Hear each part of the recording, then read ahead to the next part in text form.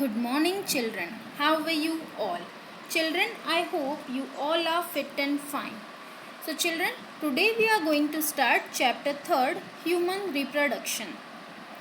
Children, reproduction, what do you mean by the reproduction process? So, reproduction is simply a biological process in which the production of young ones by an organism.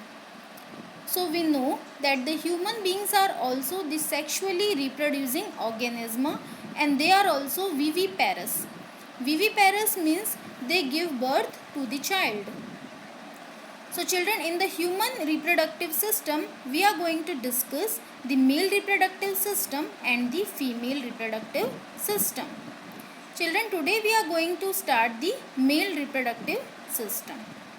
In the male reproductive system, we are going to discuss that it is in which the pair testis, accessory ducts, in which the radiotestis, vas efferentia, epididymis and vas differentia is there. In accessory glands, there are prostate glands, seminal vesicle and the Cowper's glands, which are called the bulbourethral gland also. And the last part is the external genitalia. So children, first we are going to discuss the testes which are present in pair. They are the primary sex organs that produce the sperms and the hormones which are called the testosterone. The testes are formed within the abdomen and soon after the birth or at the 8th month of the pregnancy they descend into the scrotal sac, or we can say the scrotum, through the inguinal canal.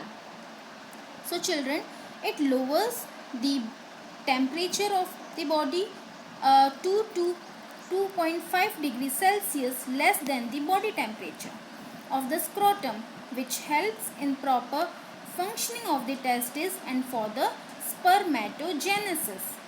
Spermatogenesis means the formation of the sperm.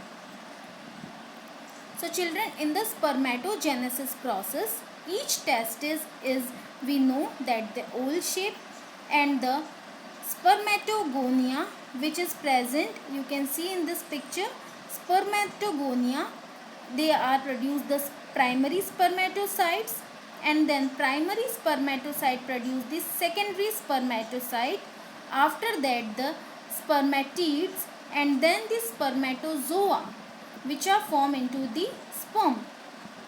So this is the sequence. The length of the testes are 4 to 5 centimeter and width is 2 to 3 centimeter. Each testis has about 250 testicular lobules, and each lobules contains 1 to 3 coiled seminiferous tubules. So children, seminiferous tubules is lined internally with the spermatogenic cells. It is called the male germ cell or spermatogonia, and the Sertoli cells. Sertoli cells which gives the shape and nourishment to the developing spermatogonia. So children, in the male reproductive system, the region outside the seminiferous tubules which are contained small blood vessels, interstitial cells, or we can say the leading cells, and immunologically it competent cells. So children, leading cells mainly secrete the testicular hormones which are called the androgen. Children, you can see the lumen in between and the picture of the spermatogonia, spermatids and the different types of spermatozoa which are present in between the lumen. So children, hope this topic is clear. Any query you can ask. Children, today is your homework to read the topic testes of the male reproductive system from your book.